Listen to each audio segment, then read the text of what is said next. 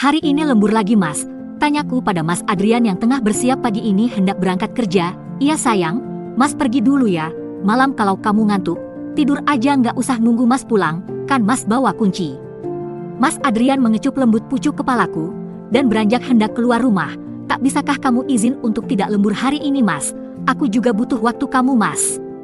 Sabtu Minggu kemarin juga kan Mas lembur, sungutku, Nisa. Harusnya kamu itu bersyukur aku masih bisa kerja bahkan bisa ambil lembur untuk memenuhi kebutuhan kita. Kamu lihat orang-orang di luar sana yang masih kebingungan mencari pekerjaan ke sana kemari. Tapi Mas, sudahlah Anissa. Kamu jangan manja. Toh juga aku perginya untuk kerja, bukan untuk keluyuran yang gak jelas.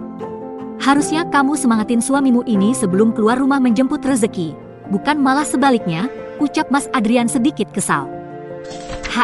Iya Mas. Maaf pagi-pagi sudah membuatmu kesal, ya sudah, Mas berangkat dulu. Kamu baik-baik di rumah. Aku meraih punggung tangannya, sebelum Mas Adrian keluar rumah. Hati-hati Mas, udah dikasih enak di rumah tak perlu ikut kerja, masih juga maunya ini itu. Masih kudengar jelas Mas Adrian menggerutu sambil berlalu, aku hanya bisa menghela napas berat. Bukan maksudku seperti itu, aku hanya rindu kebersamaan bersama suamiku. Karena Mas Adrian selalu pulang malam, sampai di rumah jam 9 kadang jam 10 malam, tak jarang aku ketiduran saat menungguinya pulang, weekend pun sama ia mengambil lembur dan pulang sore hari, dan sepulang bekerja pun di rumah hanya sibuk dengan ponselnya. Ada kesedihan dalam hati ini, beberapa bulan terakhir ini Mas Adrian hampir setiap hari bekerja lembur, tapi uang bulanan yang ia berikan untukku tak berubah, tak lebih dari 2 juta rupiah yang ia berikan padaku untuk membayar biaya sewa rumah ini, listrik, air dan kebutuhan dapur. Mas Adrian selalu bilang sebagian uangnya sudah ia transfer untuk ibunya dan biaya kuliah Dania adiknya, karena kini Dania sudah menginjak semester akhir dan ia butuh banyak biaya untuk kuliahnya. Aku tak masalah selama itu masih hal yang wajar. Wajar seorang kakak membantu membiayai pendidikan adiknya. Wajar seorang anak membantu perekonomian ibunya terlebih anak laki-laki. Aku Anissa Andara Putri, hidup seatap dengan suamiku tapi aku merindukannya. Rindu akan waktu untuk bersama seperti dulu. Apa aku egois? Atau aku berlebihan? Padahal suamiku capek-capek bekerja bahkan dengan mengambil lembur demi untuk mendapatkan uang lebih, aku menatap sendu kepergian Mas Adrian. Dering ponsel panggilan masuk seolah menarikku dari lamunan. Tertera nama Dania di layar pipihku. Halo assalamualaikum Mbak Nisa. Waalaikumsalam, Nia. Ini Mbak. Maaf aku mau nanya ke Mbak Nisa kenapa Mas Adrian sampai tanggal segini belum transfer ke ibu ya Mbak? Dari kemarin ibu nanyain, mau nanya ke Mas Adrian tapi HP-nya nggak bisa dihubungi terus, jadi terpaksa aku nanya ke Mbak Nisa, deh, belum transfer ke ibu. Bukankah ini sudah pertengahan bulan? Biasanya Mas Adrian langsung mentransfer sebagian gajinya pas tanggal gajian akhir bulan, oh emang belum ditransfer ya nih? Nanti Mbak tanyain ya kalau Mas Adrian pulang kerja, apa mungkin dia lupa? Nanti Mbak tanyain ya. Jawabku berusaha setenang mungkin. Pasalnya akhir bulan kemarin jelas-jelas saat Mas Adrian memberiku uang bulanan, dia bilang sebagian uangnya sudah ditransfer ke rekening ibunya. Iya Mbak, makasih ya Mbak. Maaf selalu merepotkan Mas Adrian dan Mbak Nisa, nggak apa-apa Nia. Kamu rajin-rajin ya kuliahnya, biar lulus nanti jadi orang sukses. Ucapku tulus, iya Mbak. Ya udah ya, Dania mau siap-siap ke kampus. Assalamualaikum. Panggilan berakhir. Menyisakan tanya di dalam dada, kemana sebenarnya sebagian uang gajinya Mas Adrian kalau tidak dikirimkan untuk ibu? Padahal Mas Adrian lembur setiap hari, pasti gajinya juga bukan lagi gaji UMR yang diterima. Tapi lebih dari itu, apa Mas Adrian punya hutang? Sepertinya tidak. Mas Adrian selalu bilang padaku jika ada sangkutan hutang dengan orang lain, biarlah nanti aku cari tahu. Sekarang aku harus bersiap untuk ke rumah Bu Salma. Seperti biasa setelah pekerjaan rumah selesai, jam 9 pagi aku pergi ke rumah Bu Salma untuk membantunya membuat kue. Ya, itu sambilan yang bisa aku kerjakan, upah dari Bu Salma bisa kusisihkan untuk dana darurat. Karena uang bulanan dari Mas Adrian bisa dibilang sangat pas-pasan bahkan terkadang kurang jika tiba-tiba ada kebutuhan mendesak. Sudah pulang Mas? Tanyaku pada Mas Adrian yang baru saja masuk rumah. Waktu sudah menunjukkan pukul 9:30 malam. Iya. Kamu belum tidur, aku nunggu kamu Mas. Kita makan yuk, aku sudah masakin makanan kesukaan kamu. Ajakku, Mas sudah makan. Mas mau langsung tidur? capek, jawabnya sambil berlalu ke kamar. Tapi tunggu. Ada yang berbeda saat aku tatap wajah Mas Adrian. Terlihat segar, aku yang mengekor di belakangnya mencium aroma segar dari tubuh suamiku. Mas tunggu. Mas sudah mandi? Rambutmu juga basah. Aku menatap lekat ke arahnya. Oh, ini. Iya tadi setelah selesai bekerja Mas merasa gerah, jadi mandi sekalian di sana. Mas Adrian menjawab tanpa menatapku. Sedikit gugup, itu yang aku tangkap dari gelagatnya. Haruskah kamu juga keramas di kamar mandi pabrik Mas? Tanyaku penuh selidik. Wangi sampo juga tercium di rambut basahnya. Aku juga pernah bekerja di pabrik produksi. Jarang sekali ada karyawan yang sampai mandi di sana. Selain waktu istirahat yang singkat juga dirasa ribet mandi di sana tanpa adanya sabun, handuk, dan lainnya. Iya. Tadi di lain kipas anginnya mati jadi panas banget makanya mandi sekalian pas pekerjaan selesai sambil nunggu bel pulang. Kali ini Mas Adrian menjawab dengan santai disertai dengan senyum. Aku masih bergeming, rasanya aneh aja. Atau mungkin di pabrik tempatnya bekerja memang berbeda dengan pabrik tempatku bekerja dulu. Aku menatapnya lekat. Netra ini melihat seperti bekas kiss mark di leher sebelah kanan. Heh, kenapa? Kamu nggak percaya sama suamimu? Sudahlah, Nisa. Mas pulang kerja itu capek masih juga kamu berpikir yang tidak-tidak. Sentak Mas Adrian yang melihatku masih terdiam. Seolah tahu isi pikiranku yang tak mempercayainya. Mas, ini apa? Tanyaku seraya menyentuh sebuah titik merah. Ah, bukan titik ini lebih panjang kemerahan. Oh ini? Ini mungkin gigitan nyamuk. Sebaik senyum muncul di bibirnya. Gigitan nyamuk? Kurasa gigitan nyamuk bukan seperti ini, Mas. Ini seperti Nisa. Sudahlah. Mas capek, mau istirahat ya? Kamu jangan mikir yang aneh-aneh. Mas Adrian menepis kasar tanganku yang hendak menyentuh lehernya. Aku terkejut, jelas itu bukan gigitan nyamuk. Itu seperti bekas cupang. Padahal kami tidak melakukan hubungan suami istri selama hampir seminggu ini. Lalu bekas cupang itu milik siapa? Mas, kamu masih marah ya? Maaf ya. Aku berbaring di samping Mas Adrian yang terlihat sibuk bermain ponsel. Sejenak netranya melirik tajam ke arahku. Senyum yang sejak tadi tersungging saat menghadap layar ponsel pun perlahan memudar, tergantikan oleh ekspresi kesal yang ia tunjukkan padaku. Soal bekas cupang di lehernya itu, aku akan cari tahu sendiri nanti. Kalaupun bertanya dengan Mas Adrian pasti yang ada hanya bertengkar dan barang tentu dia akan berkelit. Mas gak suka aja kamu terlalu banyak tanya hal sepele seperti ini, ucapnya ketus. Iya, aku percaya sama Mas. Maaf ya.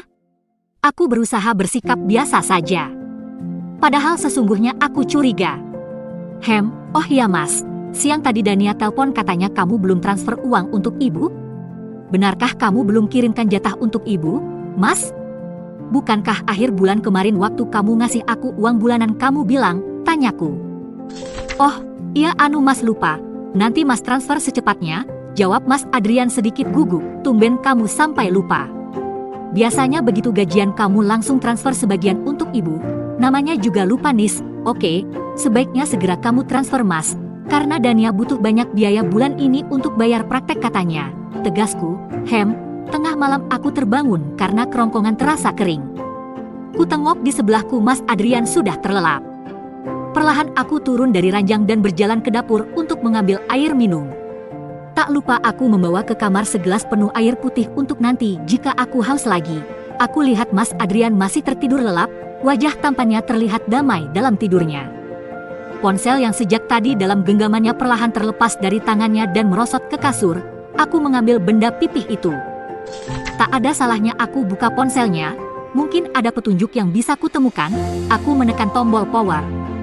Ternyata terkunci. Sejak kapan Mas Adrian mengunci ponselnya? Selama ini aku memang jarang membuka ponsel Mas Adrian karena dari dulu ponselnya tak pernah dikunci dan dulu waktu aku sering melihat isinya hanya chat biasa dengan teman-teman kerjanya. Aku harus memasukkan beberapa angka untuk membukanya. Kucoba beberapa kali memasukkan angka yang mungkin digunakan Mas Adrian, dari tanggal lahirku, tanggal lahir Mas Adrian, tanggal pernikahan kami, modifikasi ketiganya, semuanya gagal tak ada yang berhasil. Aku menghela napas berat. Aku menyerah, biar besok saja kutanyakan, mengapa dan apa maksudnya ini, sekarang kamu main rahasia sama aku Mas. Apa sebenarnya yang kamu sembunyikan, Mas? Kenapa Kenapa HP kamu pakai dikunci segala? Apa yang kamu sembunyikan, Mas? Tanyaku pagi ini saat kami duduk bersama di meja makan. Sejenak Mas Adrian menghentikan suapan makannya. Kamu ngapain mau buka-buka HP, Mas? Bukankah Mas juga berhak untuk punya privasi? Mas Adrian menjawab tanpa menoleh sedikit pun ke arahku. Privasi? Sejak kapan ada rahasia di antara kita, Mas? Bukankah sejak awal kita udah sepakat untuk saling terbuka dalam hal apapun? Termasuk isi ponsel kita. Dari dulu juga kamu bebasin aku buat buka-buka HP kamu, aku pun sebaliknya. Mulai sekarang kamu tak perlu tahu nis, deh. Ada rasa sakit yang menjalar di dalam sini. Mas Adrian mulai berubah. Mendadak selera makanku hilang, terganti dengan gemuruh di dalam dada. Sesak. Enggak. Aku berhak tahu, Mas. Aku istrimu. Cepat katakan apa sandinya. Aku meraih ponsel yang sejak tadi tergeletak di samping piring makan Mas Adrian. Geram rasanya saat suamiku mulai bermain rahasia di antara kami. Mas Adrian terdiam. Bahkan tak sedikit pun ia menoleh, meski aku sedang sangat kesal padanya. Mas, cepat katakan, seruku. Nisa, sudahlah. Mas bilang Mas butuh privasi. Paham. Mas berangkat kerja dulu. Assalamualaikum. Dengan secepat kilat Mas Adrian meraih ponselnya yang ada dalam genggamanku. Rahannya mengeras, terlihat jelas ia tak suka dengan tindakan yang aku lakukan. Aku hanya terdiam dengan tatapan nanar. Waalaikumsalam, jawabku lirih. Bahkan Mas Adrian sudah keluar rumah tanpa mencium keningku ataupun salim seperti biasanya. Tak terasa bulir bening luruh membasahi pipi, ya? Mas Adrian telah berubah. Dia bukan lagi Mas Adrian yang sangat lembut dan terlihat begitu menyayangiku. Akhir-akhir ini sikapnya berubah drastis. Selain waktunya yang lebih banyak di luar, sikapnya juga dingin, cenderung kasar. Tak pernah lagi ia menunjukkan sikap lemah lembutnya untukku. Kenapa kamu berubah, Mas? Pagi ini aku duduk termenung sendiri usai Mas Adrian berangkat kerja.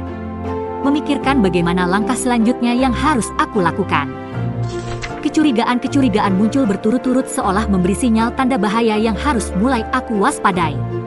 Dan cari tahu penyebabnya, dari Mas Adrian yang lupa mentransfer uang pada ibu, beberapa kali terlihat pulang dengan rambut basah sepulang bekerja.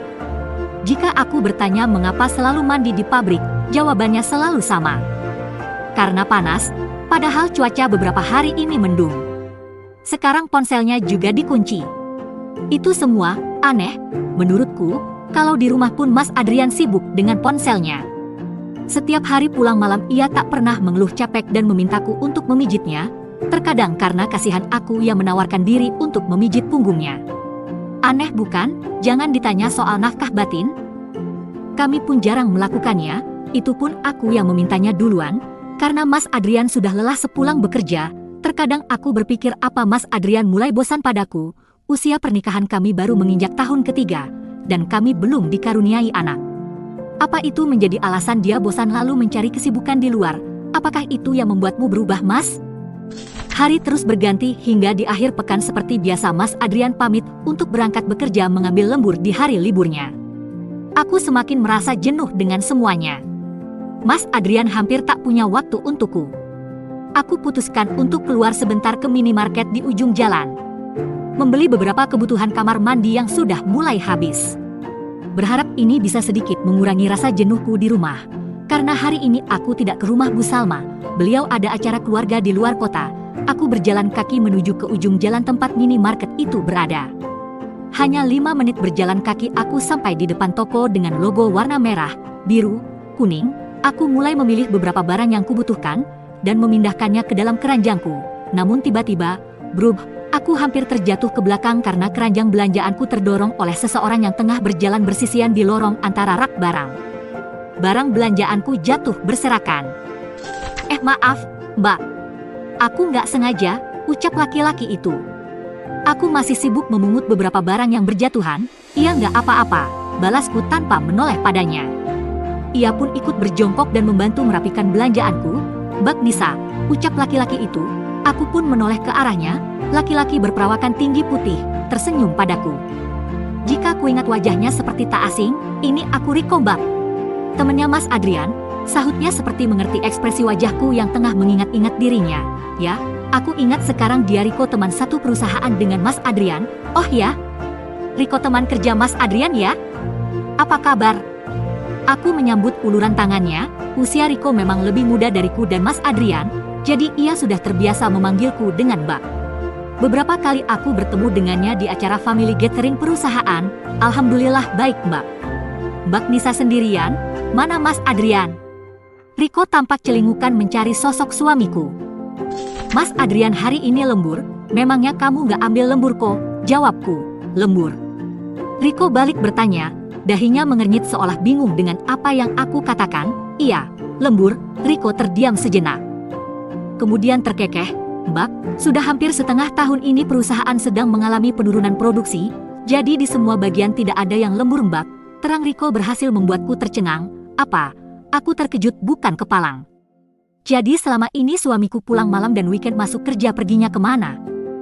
Aku tak habis pikir apa yang terjadi pada suamiku akhir-akhir ini.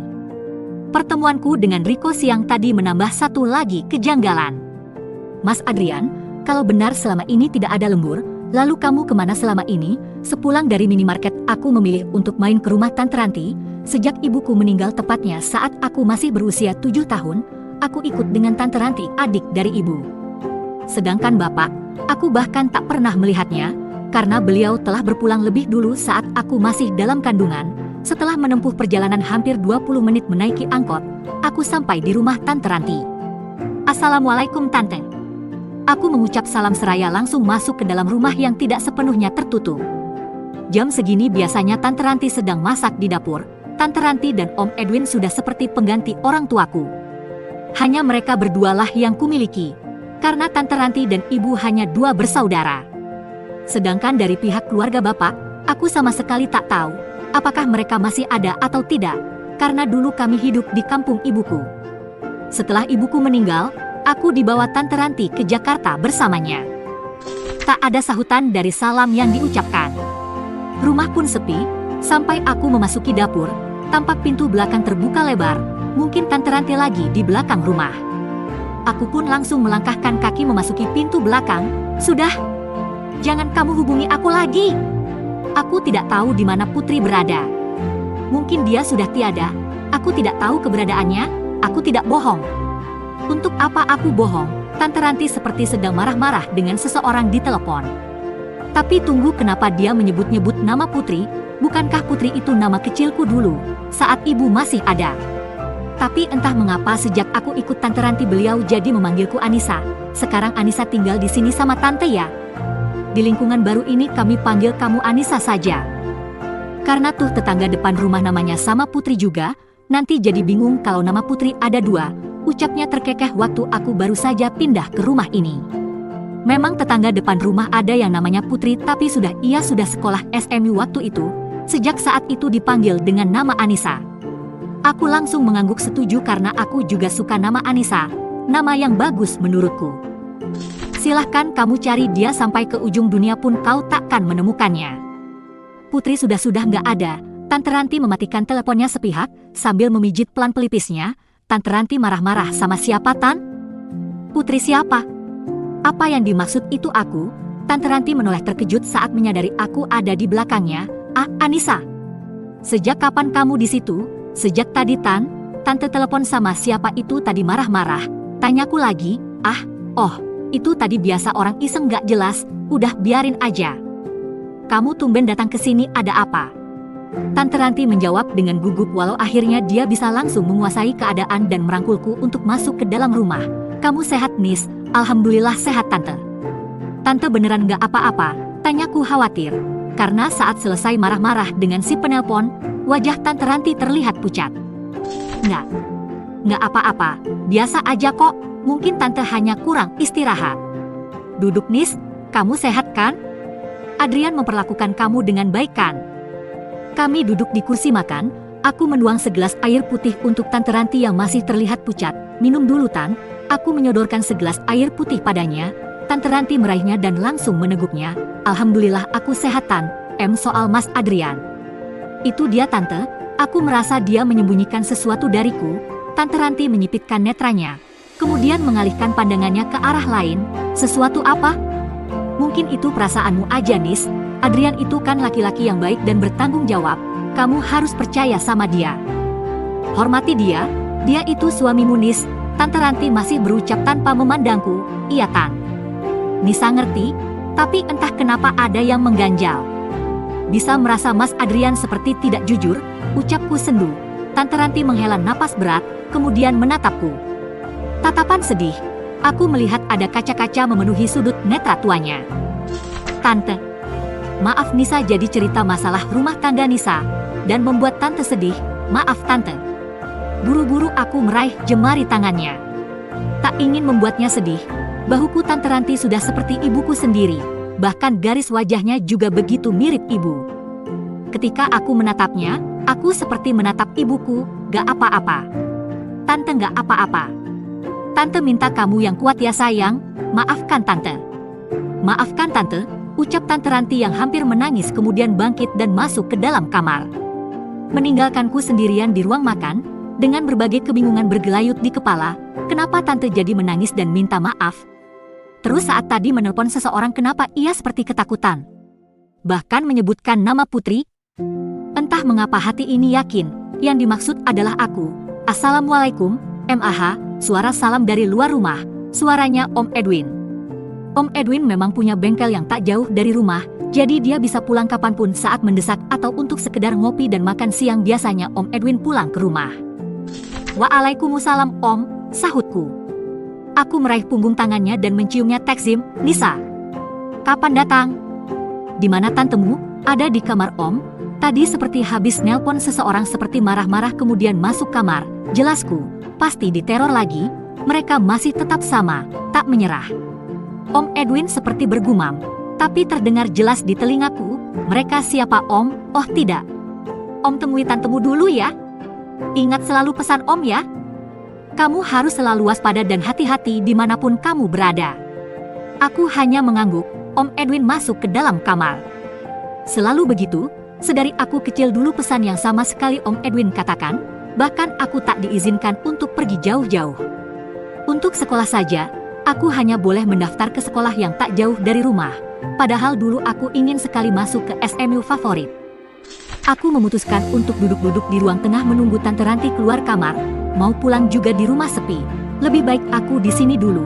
Aku membuka layar ponselku, sekedar mengecek aplikasi berwarna hijau.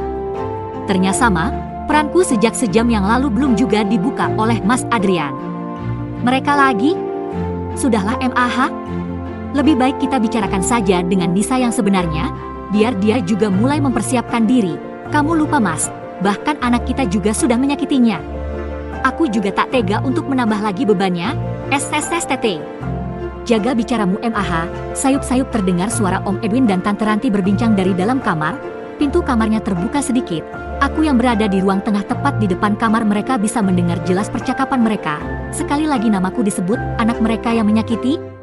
Siapa? Semua ini membuatku semakin bingung. Bra! Om Edwin menutup kamarnya, seperti menyadari jika ada aku yang tadi sempat mendengar percakapannya dengan Tante Ranti.